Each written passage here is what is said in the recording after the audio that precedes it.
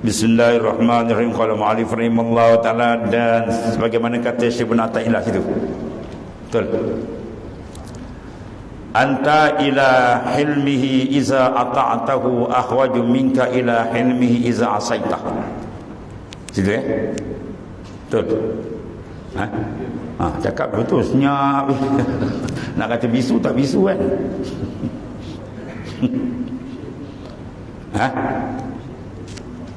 Kata Syekh Umar Syahrawardi. Tu ada pendapat lain lah tu. Ada khilaf. Yang mana satu betul? Syekh Umar. Kata Syekh Umar Syahrawardi. Ditanya, jika saya melakukan amal ketaatan, saya akan jatuh ke dalam sifat riak, dan jika saya tinggalkan, saya akan terjatuh dalam sia-sia. Dia nak buat satu amal, dia rasa riak. Kalau dia tak buat, jadi sia-sia. Macam mana nak buat? Apakah patut saya lakukan? Jawabnya, lakukan amalan ketaatan dan kemudian kamu beristighfar. Ini kaedah yang dipakai sebenarnya. Buat Dr. Profesor Arwah almarhum Dr. Profesor Haruddin kata apa? Beramal sampai ikhlas. Satu orang lagi dia kata apa? Nanti beramal, tunggu ikhlas. Itu jawab dia. Al-lepat namanya. Tahu lepat? Bukan lepat pisang tu, tahu dia makan. Lagi lepat, buah mentali lepat ni. Dia kata kita kena ikhlas. Beramal tak ikhlas pun jadi benda ke? Tunggu sampai ikhlas. Wah, tunggu sampai ikhlas, malaikat maut datang dulu. Beramal sampai ikhlas, bukan tunggu ikhlas baru nak beramal. Tu dia ada dua. Satu, syariat zahir menyuruh kita apa? Buat ibadat. Syariat yang kedua suruh kita apa? Sucikan ibadat daripada najasat batinah, najis yang batin, riya, sum'ah dan sebagainya. Dua kena dia. Itu yang sebenarnya. Kita beramal kemudian istighfar bila ada tersilap, riya dan sebagainya lah. Dan jadilah ketaatan kamu itu termasuk dalam kategori dosa-dosa kamu. Maka ketaatan yang dianggap berbau dosa itu lebih dekat kepada kepenerimaan Allah Ta'ala. Oleh kerana inilah Nabi SAW mengajar umatnya supaya mengucap istighfar. Bagaimana kalau amal kita bersih je tak ada istighfar? Bagaimana amal kita kadang-kadang bercampur? Itu Nabi ajar kita supaya kita sucikan balik daripada segala kesilapan batin. Ini menandakan amal batin itu perlu pemantauan. Dikira di hujung, last sekali kita buat amal, dan last nak terima ataupun sebaliknya, dia tengok kat mana? Dalam. Kalau tengok dalam, bila dalam cantik bersih diterima, kalau tidak reject. Itu dia. Sekali lagi, selesai mengerjakan salat, maka mengucapkan istighfar bagi amalan ketaatan termasuk dalam bab hasanatul abrar sayyiatul muqarrabin. Kebaikan di sisi orang baik, orang abrar, orang biasa ni, awam ni, adalah kejahatan di sisi muqarrabin. Segi zahir kita tengok cantik luar, alhamdulillah, kita tak ada salah. Bila muqarrab, orang yang hampir, dia tak tengok luar, dia tengok sampai dalam, cek dalam, betul tak ada tak ikhlas, tidak. Dia cek dalam, tengok rosak lagi. Sebab Ibn Attaq kata, ilahi man kanat mahasinuhu masawi falai fala takunu fasawihi masawi. Ilahi, wahai Tuhanku, mereka yang adalah amal salehnya pada zahir, dia kira masawi, maksiat di sisi Allah. Sebab apa?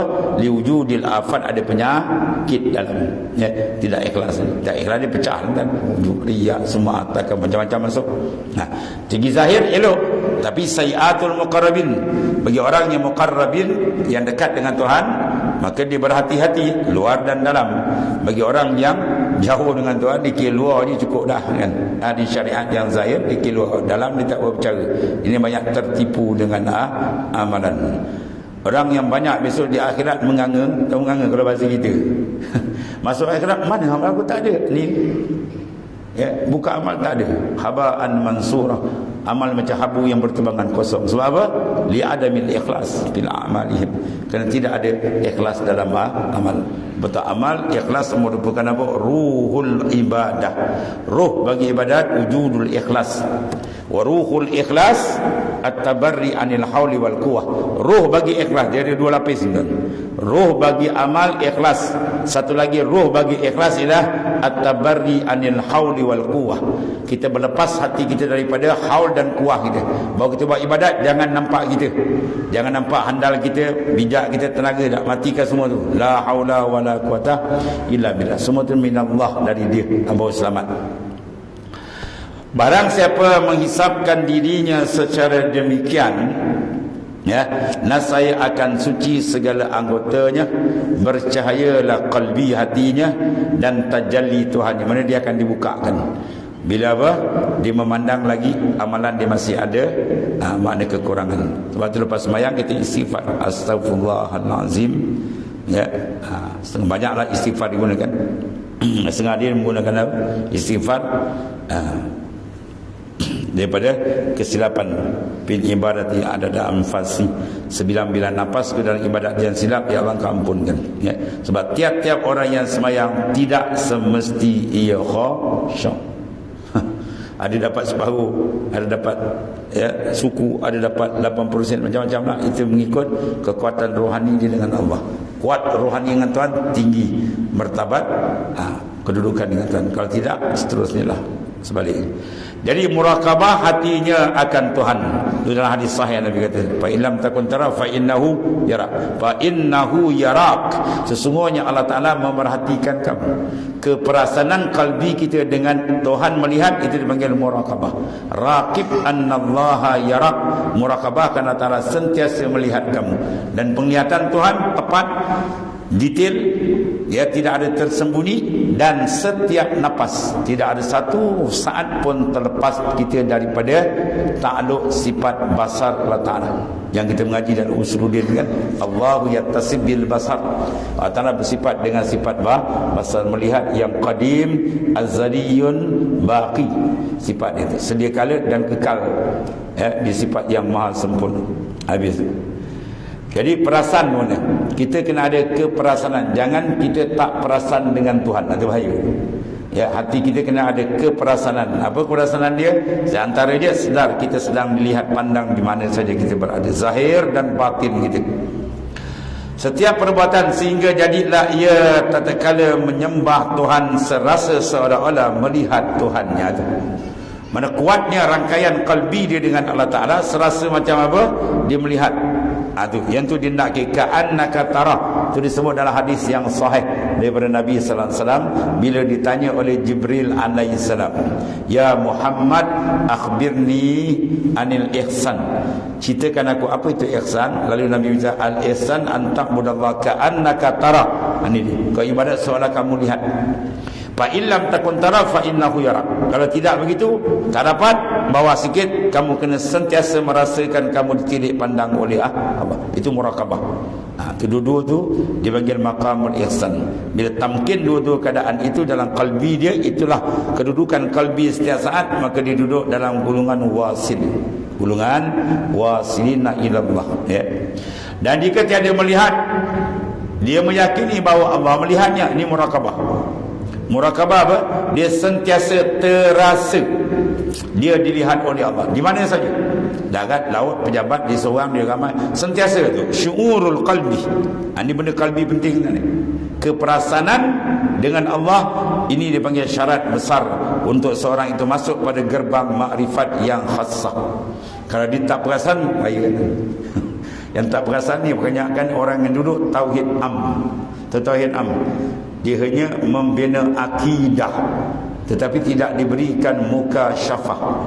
Akidah dia yakin Allahu yattasib bil basar wa bi sifatil kamalah. Antara bersifat basar dan sifat segala kesempurnaan, sekat tu je. Lepas tu ada rasa tak tahu lihat. Yang dirasa orang, kan orang tahu orang, sekarang orang pandang, kan apa kata orang, lagi orang dalam kalbi kamu takkan terbuka pintu makrifat yang sebenarnya. Ya, itu kata apa? Dalam kitab Hidayatul Asqiya, imanu mar la yakunu mutakammilah hatta yarana naskal ibil musilah. Iman seorang tidak akan sempurna Kecuali dia tengok makhluk tu macam dia tengok apa? Unta. Masa apa? Dia ada keperasanan dengan makhluk, tapi kalbi dia perasan dengan Tuhannya. Itu yang dikendaki. Itu yang diajar oleh Rasulullah. Kalbi ya, jasad tak apa.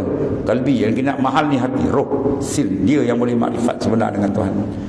Ketika itu hatinya menjadi lembut. Kalbi, hati dia akan jadi lembut dan menyesal atas segala kekurangan dia. Bila apa? Dia ada connect hati dia dengan Allah Subhanahu Wa Taala. Maka dia akan jadi golongan muta'addib, orang yang beradab. Bila dia beradab, maka dia akan sentiasa memerhati kedudukan dia dengan Tuhan. Kalau tersilap, cepat diminta ampun. Kalau cantik, maka cepat dia syukur kepada Allah. Dia tidak beri peluang pada nafsu, dia memandang hebat, dia tak tertutup. Semua itu dikembalikan kepada teman orang yang beradab dengan Allah Ta'ala, dengan adab yang sempurna. Kemudian faqdul asaf wal buka bil maqamis suru ilahi wallahu a'lam. Bismillahirrahmanirrahim. Alhamdulillahirabbil alamin. Sayyidina Maulana Muhammadin wa maulana khairul anbiya. Alhamdulillah. Subhanallah.